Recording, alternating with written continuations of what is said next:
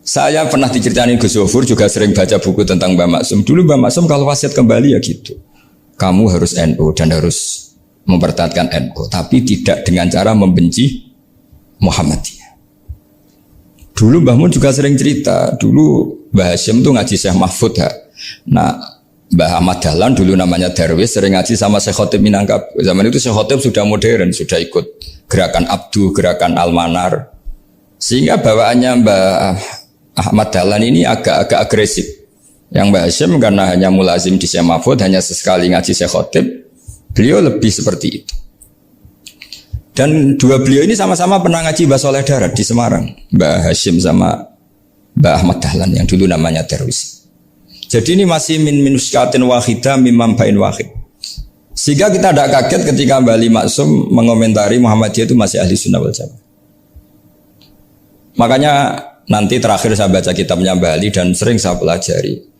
Andai kan kita ini sepakat dengan ilmu, ya kita tahulah. Kalau Abu Hanifah itu tidak kunut, Imam Syafi'i kunut, berarti kunut itu madzhabnya Abu Hanifah, bukan madzhabnya Mbah Ahmad Dahlan. Apa tidak kunut itu madzhabnya Abu Hanifah, bukan madzhabnya Mbah Ahmad Dahlan. Kita kunut itu madzhabnya Imam Syafi'i, bukan madzhabnya Mbah Hashim. Ini semuanya masih dalam bingkai ilmu. Adzan qabla subhi juga riwayatnya jelas. Tidak adzan ya sudah perilaku kita sudah jelas. Dulu Mbah Mun sering didik kita gitu. Saya sering dengar cerita kalau dulu Pak Arif Fakhruddin begitu hormat sama Mbah Ali, apalagi duriahnya Mbah Azhar Basir, karena beliau dulu ngaji di Termas. Dulu itu enggak ada masalah karena semuanya dianalisis pakai ilmu. Tapi sekarang pakai identitas, yang kunut itu NU, yang enggak kunut Muhammadiyah. Berarti Abu Hanifah itu Muhammadiyah, Imam Syafi'i itu NU. Berarti Imam Syafi'i itu ya anak buahnya Ki Miftahul Ahyar kira-kira gitu, karena kan anak buahnya Pak Said Akil. Kan terus jadi repot.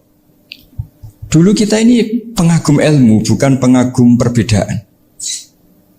Sehingga di sini yang saya kagum dari sekian ceritanya Mbah Ali Maksum, supaya kitab ini to the point, supaya nggak lama-lama karena waktunya juga.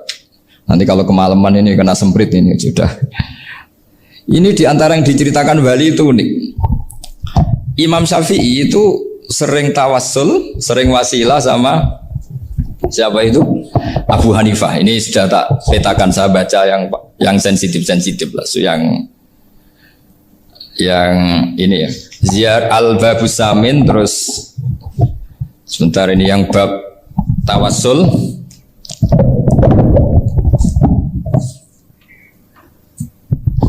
Ini di sini halaman 90, mungkin santri-santri kerap ya bisa ngecek lagi di kitab Hujatul Ahli Sunnah. Ketika cerita tawassul, di antara yang diceritakan Mbah Ali Maksum adalah perilaku ya, bukan sekedar statement tapi apa? Perilaku. Perilakunya Imam Syafi'i atau ahwalnya kalau bahasa halusnya, yang selalu ke makamnya Abu Hanifah untuk tawassul. Padahal Imam Syafi'i itu orang yang secara ilmu sering kritik Abu Hanifah. Jadi ini saya baca ini di halaman 100, jadi tawassul mulai halaman 9 berapa ini sampai halaman ini yang qala sami'tu Syafi'iyya yaqul inni la atabarraku bi Abi Hanifah wa ji'u ila qabri fi kulli yaumin zairan fa idza uridat li hajatun shallaitu rak'atain, halaman 100, wa ji'tu wa sa'altu wa ta'ala al hajat indahu fama taqudu anni hatta tuqda. Kanal Imam Syafi'i ayyama huwa bi Baghdad yatawassalu bil Imam Abi Hanifah yaji'u ila dharihi fayusallimu alaihi wa yatawassalu ila Allah bihi fi qada'i hajati. Terus wa yatawassalu Imam Ahmad bi Imamina Syafi'i. Jadi di antara yang diceritakan Mbah Ali Maksum itu betapa Imam Syafi'i yang terkenal sering mengkritik Abu Hanifah dalam tatanan fikih karena beliau tidak percaya ada istihsan. Abu Hanifah berpendapat adanya istihsan, dan kita tahu lah ikhtilafu Syafi'i wa Abu Hanifah itu besar sekali.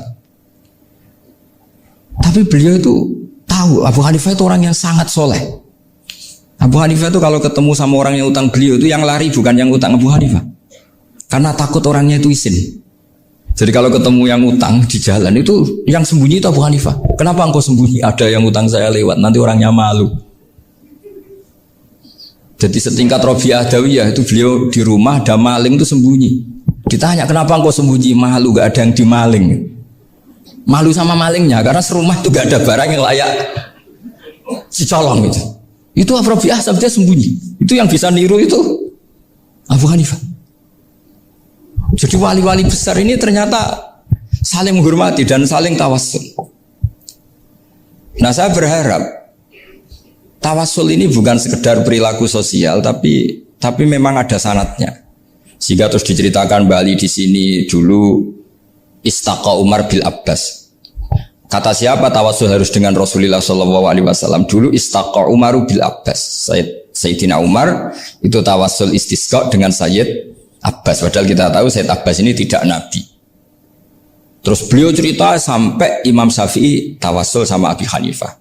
Sehingga gak ada perdebatan itu kan Umar. Kalau Umar kan ada jaminan boleh diikuti karena beliau sahabat. Bali cerita tentang Imam Syafi'i yang tawassul dengan Abu Hanifah. Seargumentatif itu. Maka saran saya kepada alumni Kerapyak, santri-santri Kerapyak, karena saya hanya berani ngomong sama santri Kerapyak, sama mas saya hanya ada berani kalah sepuh. Itu tradisi keilmuan itu harus dijaga dengan hujjah dan dengan tadwin, dengan pembukuan. Saya punya sekian cerita ya, misalnya dulu kita mungkin iskal itu janggal. Kenapa sih orang Islam tukaran sama orang Islam? Sehingga di antara doa Nabi yang enggak dikabulkan Allah, enggak boleh dikabulkan sama Allah, enggak boleh, bukan berarti kamu saja. Redaksinya famana aniha, memang enggak boleh. Redaksinya bukan falam yastajib lahu, tapi famana aniha. Di Al-Marrah As-Salisa ini Nabi dilarang, yaitu melarang umat Islam itu jangan sampai tukaran sama umat Islam sendiri. Itu kata Allah, ya tidak bisa kata Allah, kalau itu tidak saya kabulkan. Itu dulu guru-guru kita nyontohkan sederhana. Kira-kira kalau saya tukaran wek Gus Zofuru, Mbah Mun luwih ikhlas dibanding ditukari wong liya. Nak ono kakak ditabuk adik, wong tua luwih ikhlas dibanding ditabuk tonggo. Barokahnya membaca kita lebih mentoleransi. Kalau ada Mbah Hashim dikritik Mbah Fakih Mas Kumambang, kita ikhlas itu. Tidak dikritik guru PAUD itu kan. Atau dikritik orang-orang yang nggak bisa ngaji. Artinya ternyata keliru kita bilang kiai kok tukaran. Justru bagus kiai tukaran. Dibanding kiai dikritik guru PAUD atau dikritik orang-orang yang nggak bisa baca kitab. Akhirnya barokahnya baca kita menjadi tahu. Dulu Mbah Mun sering cerita, ini masih cerita silsilah ya. Jadi Mbah Ali Maksum tadi kita tahu di antara guru besarnya Mbah Ali Maksum tentu Mbah Mahfud Termas. Beliau adalah adik dari Kiai Mahfud Termas. Mbah Dimyati ini adik Kiai Mahfud Termas. Itu punya saudara namanya Abdul Razak, juga punya saudara namanya Dahlan. Itu yang membawa Thariqah Syadziliyah di Solo Raya, yang sekarang alhamdulillah diteruskan Gus Wafi. Dulu di antara pesannya Mbah Mun ke saya, hak Wafi kandani kon ziarah ning Mbah Dimyati. Mergo Thariqah Syadziliyah dulu itu yang bawa keluarganya Mbah Dimyati. Jadi semuanya ini masih zuriyatan ba'duha min ba'd. Nah pesan saya karena tadi Mbah Munawir yang termasuk orang pertama yang bawa Quran, bawa qiraah sab'ah. Kenapa saya bilang termasuk? Karena kalau bilang paling yang pertama ini nanti butuh data. Dan itu agak kerepotan lah. Tapi yang jelas mimman istahara lah. Mimman istahara yang membawa sab'ah ke sini itu adalah Mbah Munawir. Terus beliau ngajarkan diantaranya ke Mbak Arwani pakai kitab Satibi, pakai kitab Nazmus Satibi. Terus Nazmus Satibi itu diteruskan oleh Mbak Arwani, ditulis. Jangan nulis dulu Mbak Dola Salam. Bapak saya itu murid Mbak Dola.